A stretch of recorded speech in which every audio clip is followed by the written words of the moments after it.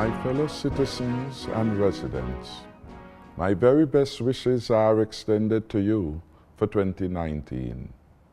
Like a beautiful reflecting pool, filled with our wishing coins, the new year stands before us aglow as a symbol of promise and possibilities for our people and country to achieve even more than we did last year. In our moment of retrospection, we can pause to reflect on what, for St. Kitts and Nevis, has been a tremendously successful 2018. There is much for us to be grateful about. At the start of 2019, we know that we can have an even stronger foundation upon which we build the future for our beloved Federation and its people.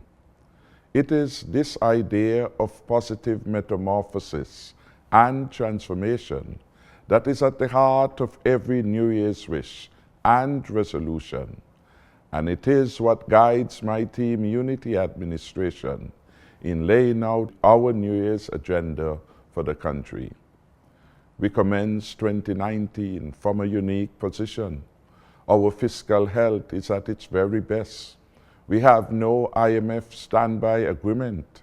We paid off the $117 million debt to the IMF in 2016, which was left behind by our predecessors, thereby earning our right to sovereign control over fiscal policy prescriptions. Having sustained economic growth for 4 years in a row, we can build on this momentum and continue to create the right economic conditions for citizens and residents in 2019. Our people expect more jobs, the opportunity for higher wages and salaries, increasing foreign direct investments, and overall improvement in their quality of life.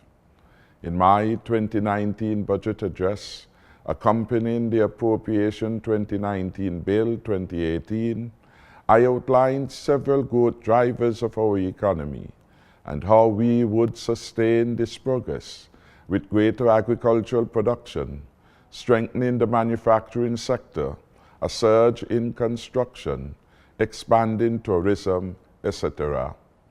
We have budgeted $150 million of capital expenditure to improve the quality of life and living in St. Kitts and Nevis. The continuation of the resurfacing of our Island Main Road, the completion of community roads in Molyneux, Lodge Project, Keon, Sandy Point, and Challenges, to name a few, will continue. We will continue to invest in the socio-economic infrastructure of the country. The Old Road Bay Rehabilitation and Expansion Project will get started as part of our commitment to rebuild that road in a more resilient way. That is, stronger and better.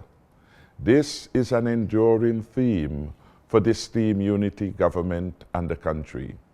We anticipate further improvement in our security infrastructure, to wit, the construction of the Sandy Point Police Station, the completion of our Coast Guard, the Customs Annex building, and the widely anticipated Barstow High School. Our investment in the Barstow High School, with its model learning spaces, its lab, its emphasis on science, technology, maths, engineering, music, and arts, comes from personal experiences and knowledge of the transformative role of education. Education is the key to opening new paths for everyone, and for doing so at every stage of their lives. Those who since 2012 failed the students and staff of Barstow High School will not be allowed in 2019 to deny our students and teachers the best of their future. We have committed to spend over $30 million to reform the education sector, focusing on curriculum reform, re-emphasizing technical and vocational training, certifying our programs, and lending clarity to the kind of competencies our people should achieve. there is still much work to be done to close the gap in our security infrastructure. We place the health and well-being of our people at the heart of what we do. In the health sector, we expect the St. Peter's Health Center to commence and the Tabernacle Health Center to be completed. These centers will be important access points for good quality care so that people can seek care for themselves and get better faster. We care for our people. The health of our people is critical to the well-being of our nation, and so we will advance our universal health insurance project. These significant central government expenditure projects will be complemented by major investments such as the further build-out of our second cruise pier, housing developments by the NHC and the Development Bank through the robust implementation of our government employees mortgage program. Some 153 applicants will draw down on the $30 million invested by our government. More will come in the human settlement sector. By redeeming some 500 acres of land, we will free up 4,500 plots of land for our young and not so young to own a piece of the rock, particularly in Cayon, in Lodge, in Otlis and La Valley. We give wider choice to our people and encourage all to exercise the right to own. We are encouraged to be part of the prosperity agenda. Turning to our support for commerce and our commitment to energizing business, private sector projects will include the commencement of the restoration and renovation work of the Otlis Plantation Hotel. Work will continue apace on several hotel properties under construction. TDC is to commence a middle to high income housing development at Juarez, and several other projects are to come on stream. We will support all efforts at entrepreneurship, as a vibrant private sector is a sine qua non for economic well-being. In addition to creating the right circumstances for businesses and individuals to thrive, we have ensured that we run the business of government by observing the highest standards. In 2019, we shall advance our already expansive delivery of the good governance agenda. We have to date restored our parliamentary regular sittings. Last December, for example, our parliament sat 3 times. This brings the number of sittings for 2018 to a record 11 sittings in 12 months. In 2014, the parliament met for business only 3 times. So in 1 month, we accomplished what our predecessors took 12 months to do. In December, one of these sittings was devoted to debate and vote on the motion of no confidence, put by the very group that refused to table, debate, and vote on 3 motions of no confidence submitted to the National Assembly under their watch during the period 2012 and 2013. The former regime refused to allow a debate and vote on the motions of no confidence, even when it was crystal clear that it did not command the support of a majority of the members of Parliament. Yet, with such an abominable record, they who are now in opposition call for an urgent debate on an ill-conceived motion. We are committed to a better way, and this includes observing the principles of democracy. So we have facilitated the motion of no confidence, and it was defeated, in fact becoming a vote of confidence in this government, in what it has achieved, and in what it plans to do going forward on behalf of our beloved people. Democracy is at an all-time high, firm, secure on the team unity. Truth be told, Team Unity had advanced the good governance agenda further than its predecessors by 1. Passing the Freedom of Information Act, 2. Operationalization of the Integrity in Public Life Act, thirdly, passing the Public Accounts Committee Act.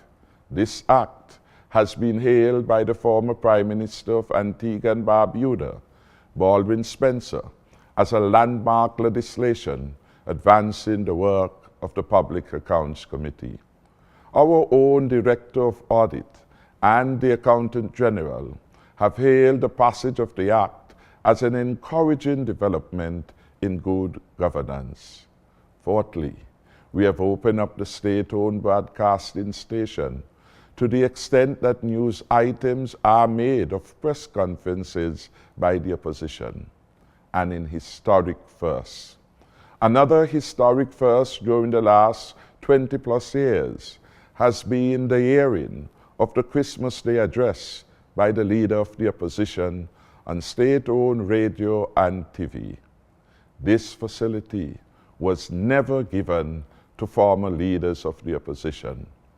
Fifthly, we have improved access to justice by increasing the number of resident judges available in Basseterre. Additionally, we intend to open a family and juvenile court, thereby protecting our young people and enhancing juvenile justice while simultaneously providing better opportunities to resolve family issues. Sixthly, we will tackle the matter of marijuana decriminalization or legalization. Seventhly, new policies and legislation to enhance the good governance agenda will be acted on in 2019. We will move ahead with legislation on term limits, electoral reform, the reform of our CBI, and we will legislate on a reasonable time for debating and voting on motions of no confidence. No parliament, in our view, should be held hostage to the dictates of creeping dictatorship, evidenced prior to February 2015. So we will amend the Act on Public Service to enhance the rights of civil servants while simultaneously protecting the government from those who wish to sabotage and stymie its functioning. I am honored and privileged to be afforded the opportunity to serve my country and the beloved citizens and residents as Prime Minister.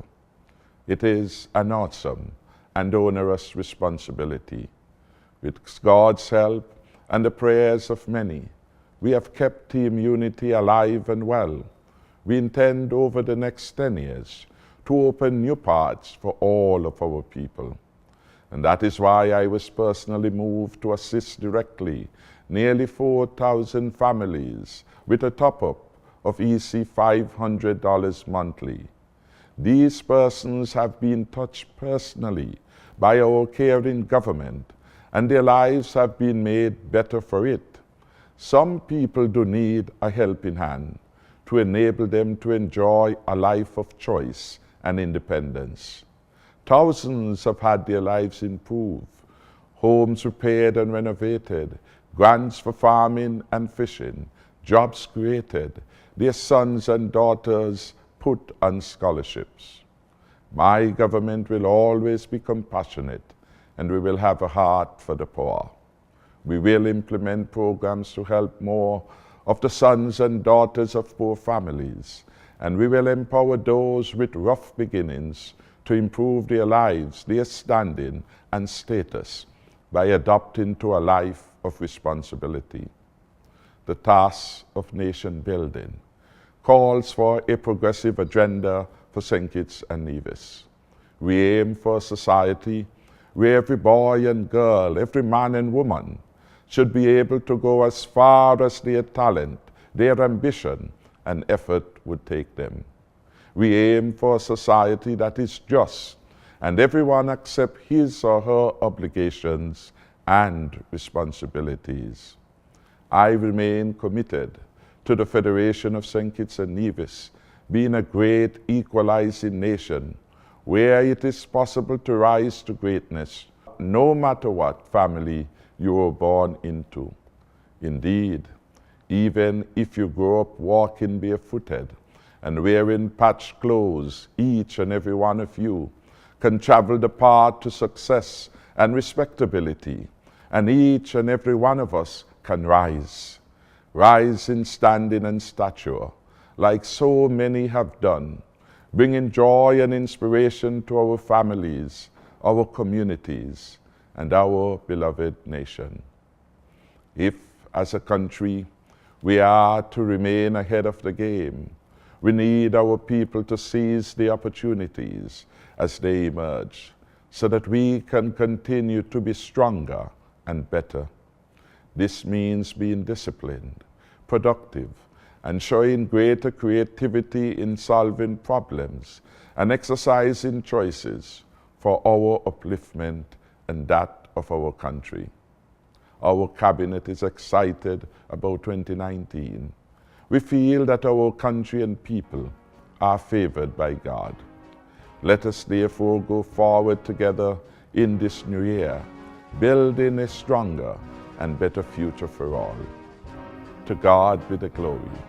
I thank you, and I wish all of you a happy new year.